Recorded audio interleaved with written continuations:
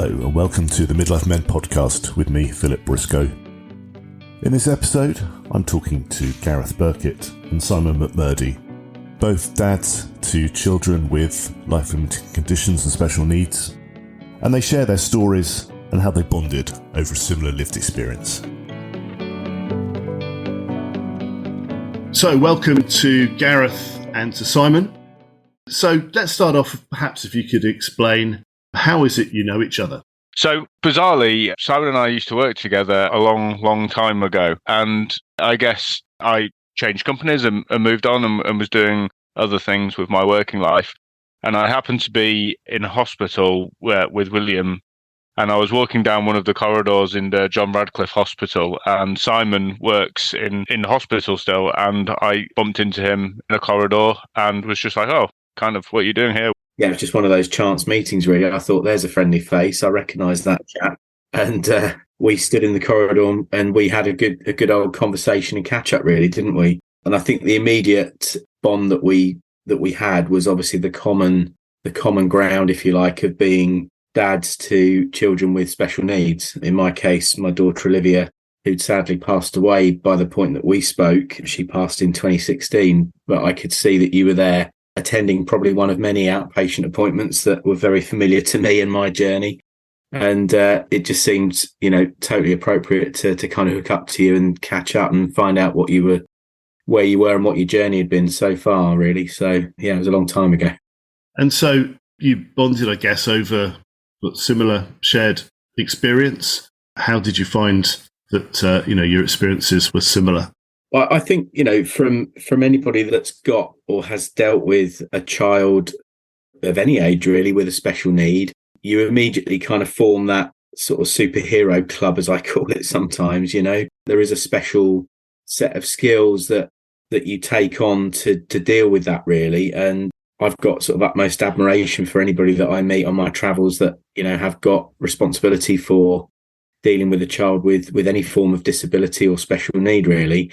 Having been there, done it and got the T-shirt, it kind of makes you realise what these people have to cope with above and beyond normal life, really. I think you kind of morph into this strange situation where there's a lot of unsaid things that are just known. You spot things that you just would never have spotted before you existed in this realm with, operating within the special needs world and in a medical setting. You just simply don't experience or know anything about those. But then when you have done it and you bump into somebody, although Simon and I were catching up and talking about things, we instinctively just already knew so many of the things that didn't need to be said because we both know we'd been there before. And it is a strange little club that you join where you just spot and experience things that you just wouldn't ever have any idea about if you hadn't lived it.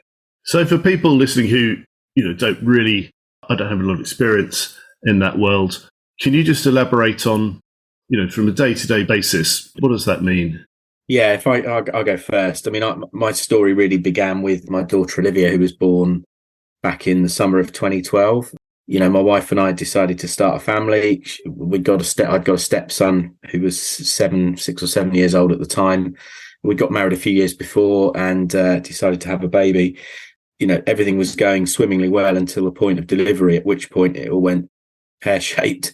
And Olivia was starved of oxygen at birth and had a very difficult delivery. And it's kind of not the journey that you ever expect or anticipate, I suppose, from the kind of, the glossy world of having a young family and, bringing a beautiful child baby back home. So from our point of view, it was a very much a sort of dark time. We spent the first few weeks in hospital with Olivia, having had a very sort of traumatic birth. She was rushed straight away from us into a neonatal intensive care unit and, given an MRI scan within a few days to try and determine the effect of this oxygen starvation that she'd had. We were sat down, about 7 days, I think it was, after the results of this MRI and told that they'd found something they weren't expecting to find, in that her brain had been not formed correctly during the pregnancy and during the birth and so on, and that she would be severely disabled and life limited, probably unlikely to reach her first birthday. And that was quite shocking news for us to have to take in, really. So, from that point forward, we were we were on a sort of very uncharted path, if you like, not what we were at all expecting. And we had to adapt all aspects of our life, really. We're pretty competent people, and, we were kind of sent home, it felt, without any real support or direction other than just, go home and enjoy your daughter and get on with it, really. And I was just looking back at some of the timeline of some of the events that took place, first health visitor coming into the home on the, the sort of visit when you get the community midwife coming round, not having had any knowledge that we'd had a difficult birth, really, and being as sort of shocked as we were at what had happened. And, going through that first sort of few months, really, having to adapt to life around a baby that was needing, extra care with feeding, all sorts of aspects. She was having seizures. Life was just not normal in any way, shape or form, really.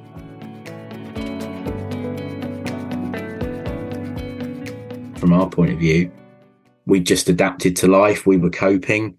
We'd both taken time out from work and had been supported by our employers to just do what we needed to do, really, to steady the ship. But it wasn't really till, probably for us in particular, probably about 12 months before we got some form of social care support. By this point, we'd adapted the front room to become a sort of converted bedroom so that one of us could stay up with her through the night to help with her feeding. She was being fed through a nasal gastric tube, NG tube, having seizures, and so on and so forth. And it was then a journey of referrals through various sort of specialist hospitals, trips down to Great Ormond Street in London, genetic testing, all sorts of stuff that was being investigated. We found out she was blind, she had difficulty swallowing, all sorts of things that, just unfolded, if you like, as this journey came along. And it was very, very stressful time, as you can imagine. I'm trying to work still remotely, do a little bit as much as I can. And, but, caring for a child that needs so much of your time and attention takes its toll. And it culminated in me having a heart attack in November 2013, which was, pretty much a low point for us. Me in hospital, my wife at home, having to cope with everything. And it was at that point, I suppose, that we got then a referral into what we now know was sort of continuing care, which was really where we should have been referred much earlier in my view. But it meant that we then went through an assessment process. During all of this, of course, we're having to cope with, acute episodes of care. We had open access to the local hospital, which meant we had unplanned admissions where we'd be going in. And we're trying to do everything we can just to keep the wheels turning, so to speak. And I suppose it was probably then another year of just sort of trundling along like that, starting to get a little bit of better support for her, realizing then that, she had made it past a year. She was nearly 2 now at this point, coming up for 3. What was life going to look like? We needed to adapt the house. It wasn't suitable for her needs. We couldn't get her upstairs. She was too heavy to lift. We had no specialist equipment in the house or whatever. But it was literally moving out into a rented property for 6 months while we gutted our property to build a kind of bedroom, wet room, utility room to service Olivia and her needs, really, putting in a hoist, putting in a rise and fall bath, making it a spacious area, leveling out, what was previous steps and making it wheelchair friendly and so on and so forth. We moved back into our house back end of 2015, September, I think it was. And by this point, we'd got a better care package now arranged through the social care program that we were part of with the local authority. We were getting continuing care support, which meant that we could have overnight care. Carers would come in at 10, go at 7, 5 nights a week, which was brilliant because it meant we just got a basic night's sleep, and we could just not have to worry about Olivia with her different medications and all these kinds of things that we were going through. But it was a heck of a journey. It turned out actually that Olivia had a genetic mutation through various DNA testing that we had done. It was a never recorded genetic mutation that had occurred. Never seen before, never seen since, as far as I'm aware. So she was a unique little girl in that respect. That took us to some helpful charities like Swan UK, for example. But I suppose what amazed me was that we were amazed just how uncoordinated the whole journey was, really, from none of the services really talking to each other. And it kind of fell to us to kind of keep tabs on what was happening and what was available to us, sourcing equipment, wheelchairs, vehicles, equipment, specialist seating, you name it. We had to kind of pull the whole thing together ourselves, really.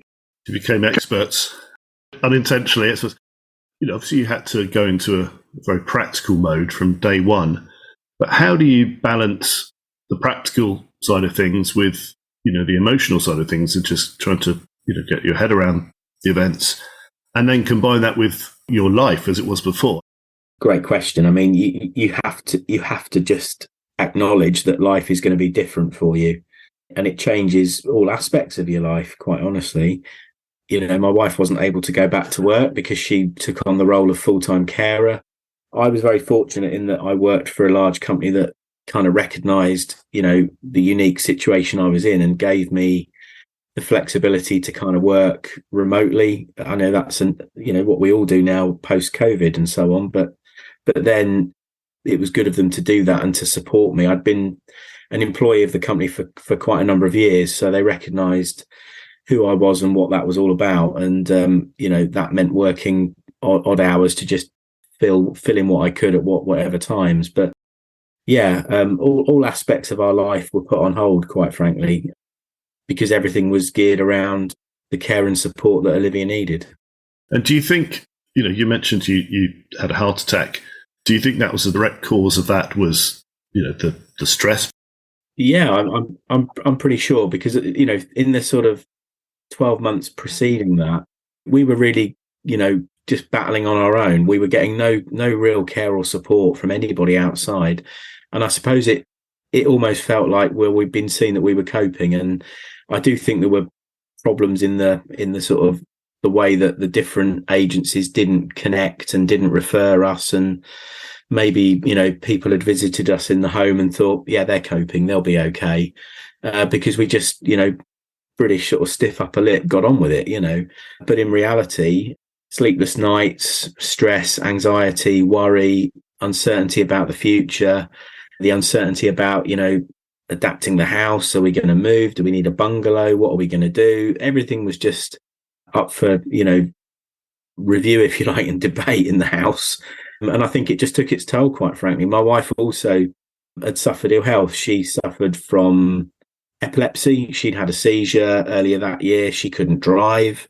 It meant I was doing all the legwork in terms of getting to all these different hospital appointments and moving the sort of mobile hospital ward that Olivia became with us wherever we went, quite frankly. So it was tough.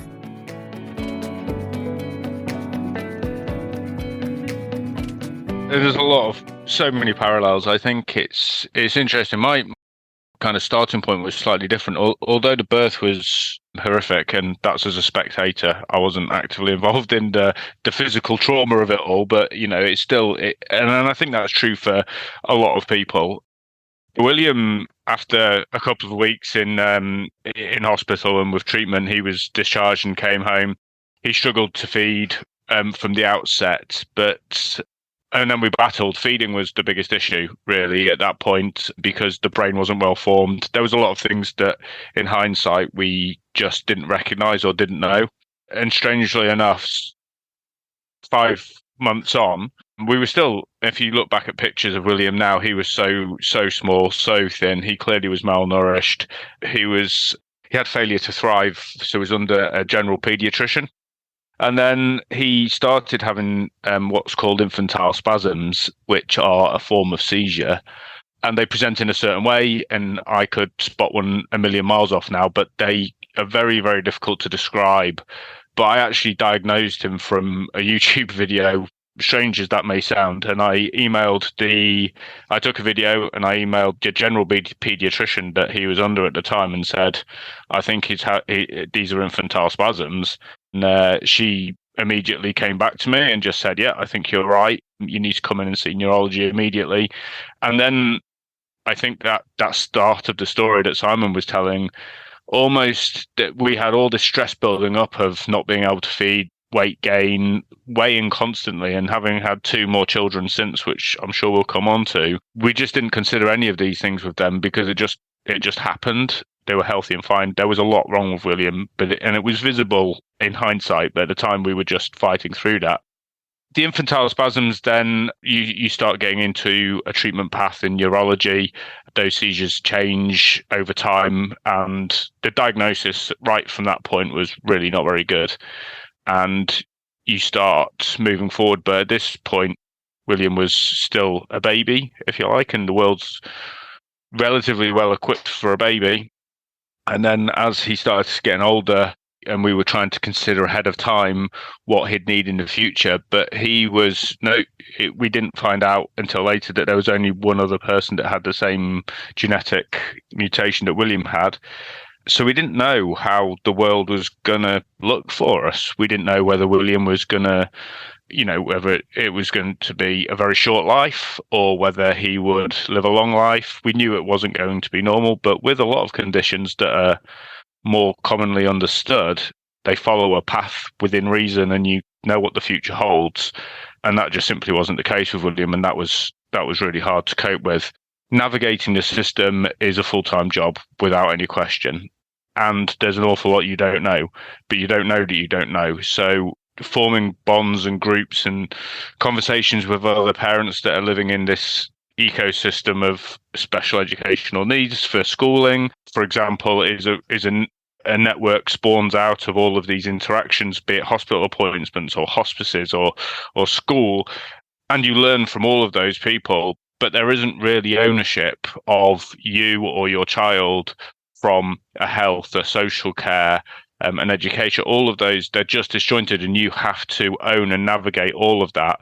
And you're not an expert in any of those things, so it's really difficult. I think to your point about how you cope with that emotionally, and I definitely throw myself into the practicalities, so solving the problem that's immediate in front of you. And I think that's a coping mechanism. It's quite a functional coping mechanism, and then afterwards things catch up with me and I reflect on them, and I've learned better to cope with that. Distress is no doubt has a huge impact on you and your relationship. My wife's hair started falling out, not quite a heart attack, or seizures, but it takes its toll, and that's in itself quite hard to recognize because all of our focus was on William, trying to work out what to do, how to do it, what to do best, and you neglect all else because of that. I think after a while, and William's now coming up to 8, that's evolved, and we've had to take other decisions. We've had children, and you reflect on it and become better at it, but the problems are still there. It's still difficult to cope with, and it's still difficult to understand your situation fully and how you need to manage that. So I think that's really difficult, but definitely the practicalities are something you can own, you can take hold of, and you can do something about them. But actually, as much as they're necessary, they're a very small part of the overall well-being of you and your family and the child that you're trying to care for. I guess from what you're saying, you have to just really get on with it and work it out for yourself. But looking back, what do you wish you'd known then that you know now? During our journey, I met other families through different services that we were linked into, or different organisations or whatever. And for me personally, I took it upon myself to kind of introduce myself and go and talk to some of these other parents and just form friendship groups out of that. And I was quite lucky because locally, it's amazing.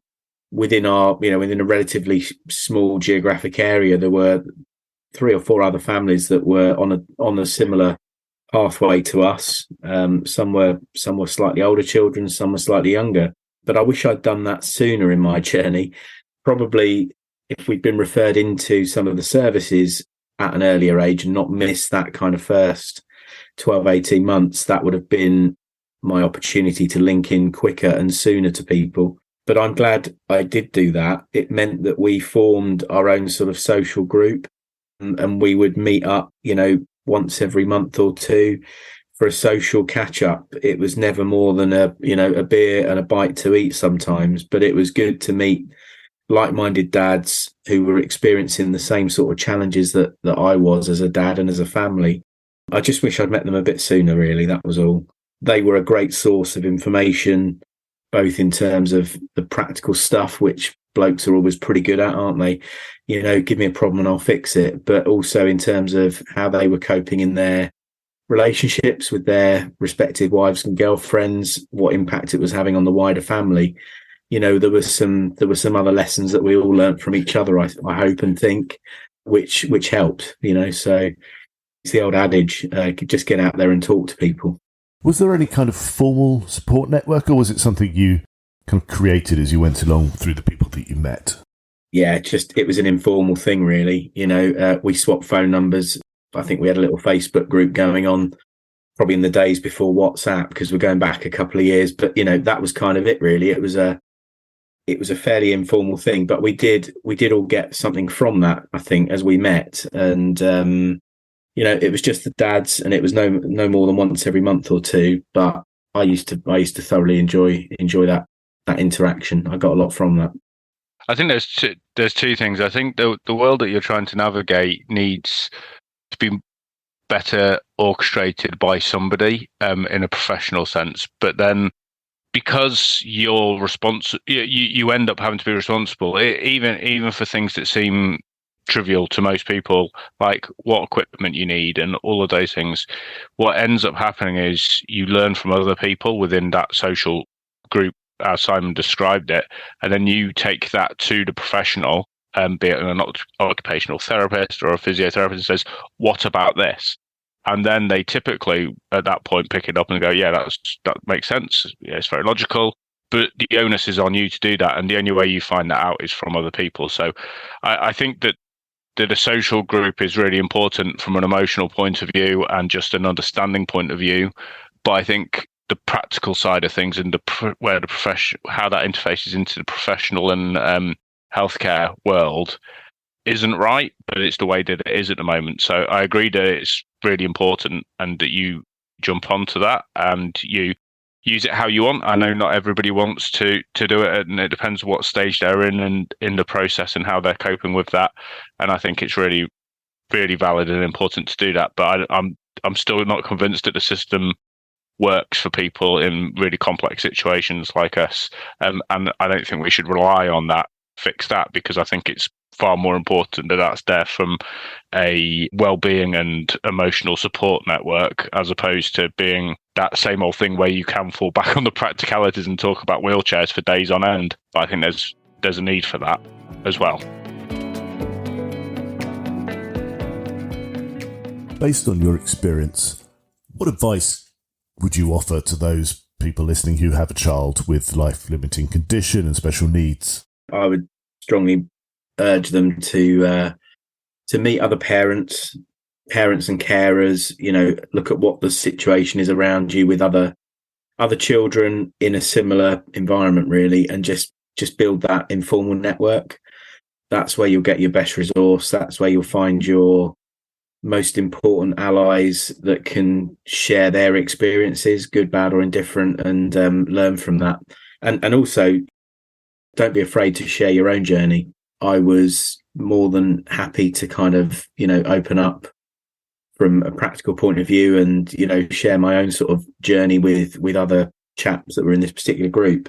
We hosted them on a sort of building site visit when we were in the middle of our building works, because some of them were about to commence on a similar journey. And I thought, yeah, great. If I'd had the opportunity to do that myself, I would have really welcomed that. So anything we could have done just to kind of give people that extra bit of inside information and knowledge and experience, really, that's what I would recommend people do.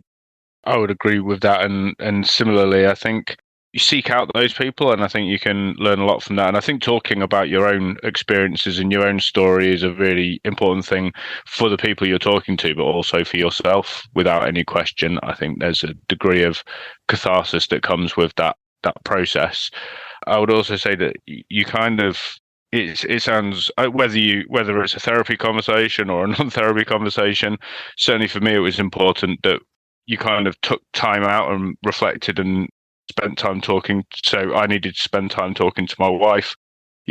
outside of the practicalities of what decisions do you think we should take on anticonvulsive medications? What adaptations do we need to have made to the house? Where are we going to put a lift? All those kind of conversations happened because they were necessary. And it was only later on that really we both recognised in ourselves, particularly that I approach things very differently to how my wife does, not rightly or wrongly, just very differently, and that somehow that we needed to make a conscious and proactive decision to speak, about other things. And I think that's true of all parents. There's cliches of date nights and all these sort of things, but there's a reason for that as well. It's harder in my experience to do that when there is so many things that are just needing to being done, that it can take away from the opportunity, or at least the headspace, to be able to actively have those conversations and work on yourselves and your relationship and everything else outside of the battle that you're fighting day in, day out, just to get by. So how did your experience impact the decision to have any more children? Yeah, so obviously the situation we found ourselves in with Olivia and being told that she was life limited meant that we were going to have ultimately not the outcome we were expecting. So we thought about this, and we decided that we wanted to try for another baby. So we knew there was a risk, but because of the genetic malformation that Olivia had, we'd had various tests done and so on. And we went for consultant-led care. We were lucky enough to fall pregnant fairly quickly, and it was very much a sort of a conscious decision that we wanted to go on and have another child. So we were fortunate enough that our daughter Jessica was born in the summer of 2015. So Olivia was still around. That was a very successful natural birth and a completely different experience to the one that we'd had a couple of years earlier with Olivia. So Jessica will be 8 this summer. She was 15 months old when Olivia sadly passed in October 16, but she remembers a little sister. There's plenty of memories of her around the house, as you can well imagine. It was probably one of the key decisions that we took to go on, and all of those milestones and things that Olivia didn't reach, we now live through Jessica, and she's absolutely delightful. So best decision we ever made. Yeah, it's an incredibly difficult decision. So with William, we did something very illogical. So we were fortunate, I suppose, that we had some results from the 100,000 Genome Project, which was happening at the same time as we were thinking about having a second child, or whether we should have a second child, and whether we could give William the care that he needed as well as care for another child, and complex scenarios that we went through with ourselves and with each other, trying to work it out. But we got some results. We ended up having the results being that there was a very rare mutation. It was almost certainly not going to happen again, just because it was a mutation. But you can't. There's no certainty around it, and the mindset and the logic is really clear. The risk of having an amniocentesis to test this far higher than having a repeat of William's condition, which was almost impossible. Or that was the understanding we had of it at the time, and the way that it was presented to us. But we still had the testing, because the consequences of having 2 people like William would be that it would be, I think, practically impossible for us to care for both of them effectively. So we had the testing, and then our second child, Beatrice, was born. She's now 4 years old. And then we kind of went through the whole thing again, and it was a little bit easier, I suppose, because we knew the same information. There was a few things that didn't go quite to plan in terms of the way that it was communicated and how we interacted with the healthcare professionals, and their communication pathways. But we didn't want Beatrice to only know life with William. We thought a neurotypical sibling would be good. So we went through the whole thing again, and we had the testing again with the risks associated with it, and everything was fine, as you'd expect it to have been if you follow the data. And then Charlie was born, and he's 18 months old now. But it was a very stressful and difficult decision to take, and it was all's well because it ended well, but it was a very stressful time for us both. And then now it's fabulous. I'm so amazed every day by William has seizures every single day, sometimes hundreds in a day. And children are amazing. They just get on with it. They understand it really quickly. They're way smarter than we often give them credit for. And I think they bring a healthier dynamic to our family and all of our relationships. William's, his parents, siblings, all of us together are better off because we did make that decision. But it was a very, very difficult decision to take at the time. I think in general, kids are just great with kids with differences and disabilities. If a kid parents will look strangely at William, and I'm sure same for you, Simon, and not necessarily engage or ask. Whereas a kid will come up to you and we'll be feeding William, putting some food through his feeding tube, and they'll go, "Oh, what's that?" And to a child, they'll just ask you, and you go, "Oh, it's a bit like a straw, because he can't eat through his mouth," and the kid will just be like, "Fine, understand that," and move on. And adults just don't do that. So, Gareth, based on your experience and I guess frustration with the existing food choices available for use with a feeding tube for William, you've now developed an organic real food brand to help everybody who's using a blended diet. So tell us about Wilbo's Blends. Yeah, sure. So, and it probably comes from that kind of practical side of things, and kind of one of the responsibilities I took on was it happened to be that like feeding William was really not as straightforward as most people would think it is. And similar to Simon, William was given his first NG tube when he was 5 months old. And at that point, we were in a very dark place, and we were moving from appointment to appointment, specialist to specialist. The list was endless. And we were given formula, which doesn't sound too abstract really for a child. And babies particularly, you consider those things to be logical.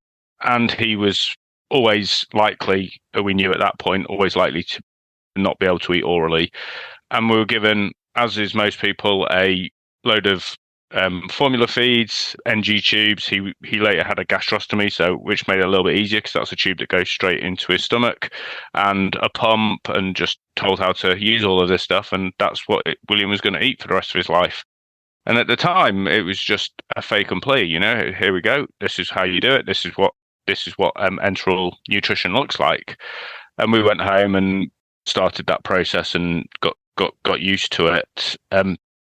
But William had all sorts of problems with gastrointestinal side effects. So he had diarrhea as well as being constipated on occasion. He had terrible reflux, which, is just vomiting all the time. And that has consequences on his overall health and everything else.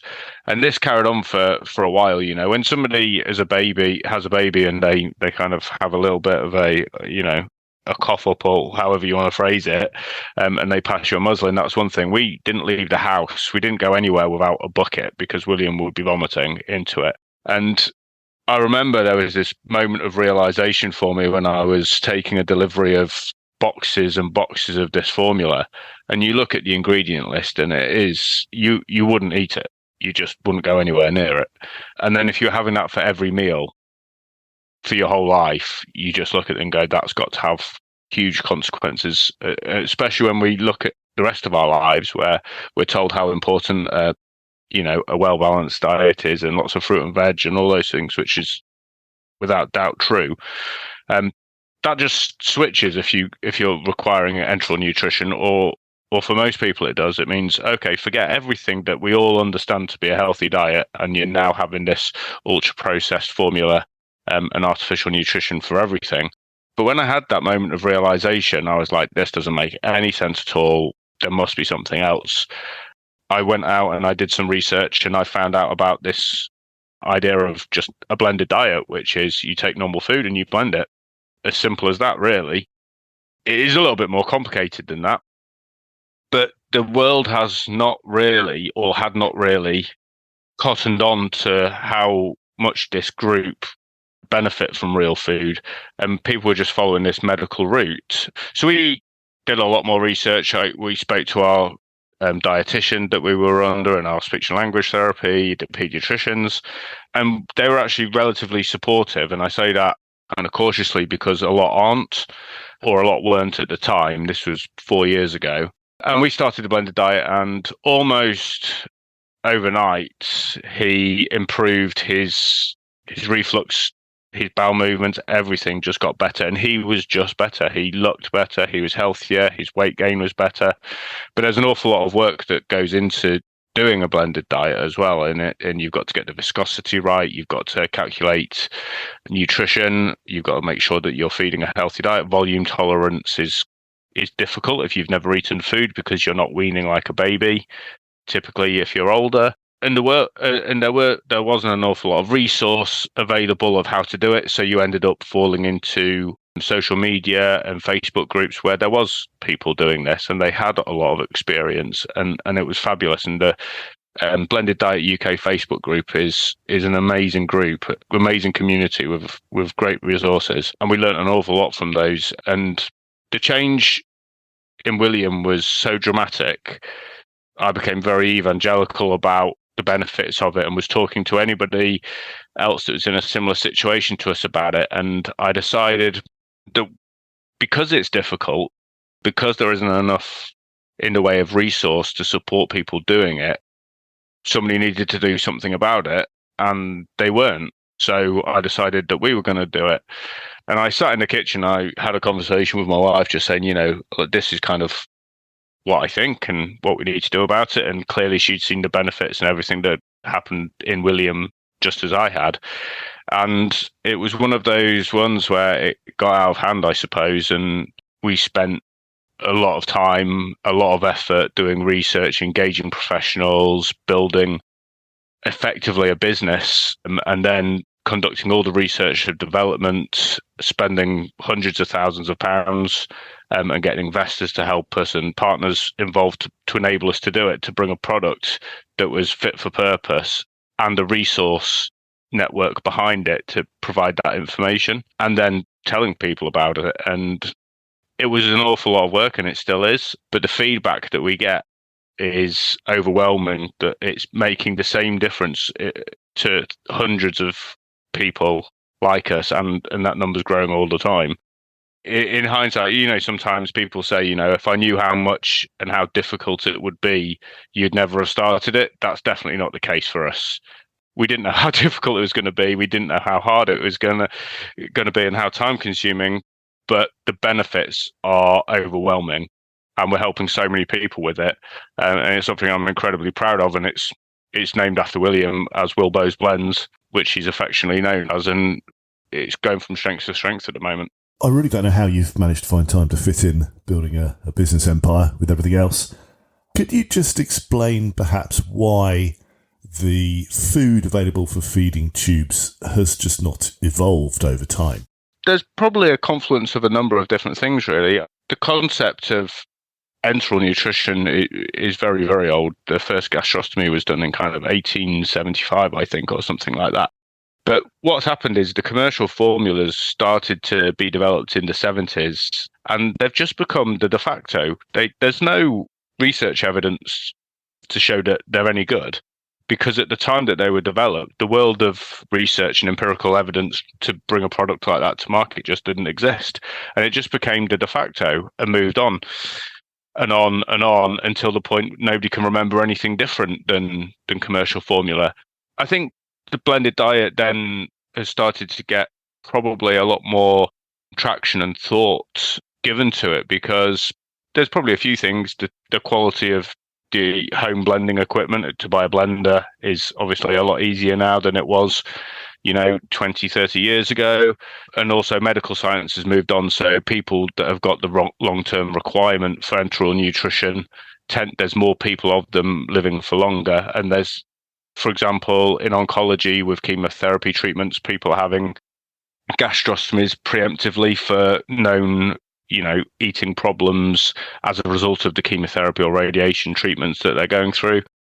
So there's a greater requirement, but what's really interesting is, and I speak to doctors and all sorts of health professionals all of the time, and when you just step back from the day to day of what everybody knows in a clinical setting and just get people to think and explain the situation, which is, if you eat food and you eat a healthy diet, you are healthier.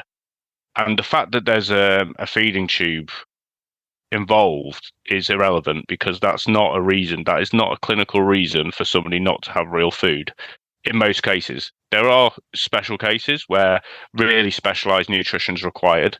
And as soon as you explain that to somebody and say, real food's better for you, everybody goes, of course it is. It's really logical. I remember presenting to a team of gastrosurgeons, and the realization was, it's just so intrinsically logical and obvious to anybody. It's just not been given the thought time, because the default has always been the default and always will be the default until somebody does something about it, which is really where Wilbo's Blends comes from, in just changing the story and explaining the thing that we all already know. So a real disruptor, really, disrupting traditional way of doing things. And do you think, can you see this, changing, for example, NHS procurement and how they, as standard, provide, or the type of food that they provide? Yeah, it already is starting to happen. So I've been asked to present at the Royal College of Paediatrics and Children's Health annual conference this year, in fact next week, which is, I think, tribute to the recognition from important bodies, professional bodies, that this is something that needs to be understood better.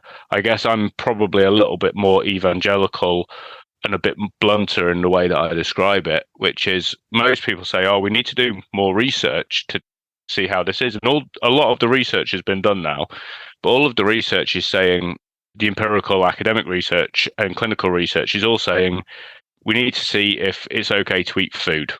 That's the research question. I'm being facetious, but bluntly, food's fine. I've checked. I've eaten loads of it and I've been fine most of the time.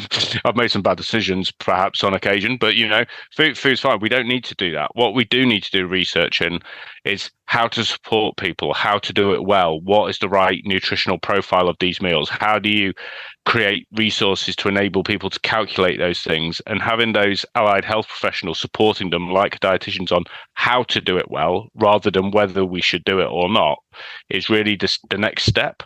But I get contacted around Wilbo's Blends by hospitals. The first hospital in the UK is going to start buying it soon, we're told, and we're speaking to a number of others. So that is changing. But when we work with a health economist, an NHS health economist in Manchester that's associated with Manchester University, they've calculated that it'll save the NHS £300 million a year, which is really important to all of us that require, when we can see the budget conversation around healthcare all the time.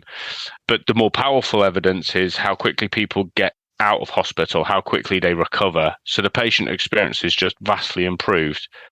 And the thing that I think, when I look at it holistically, and when I speak to other people in a similar situation to me, is the other impacts of what a real food diet can do. William sits and has Christmas dinner with us. He eats with us all the time. He sits at the table with his siblings.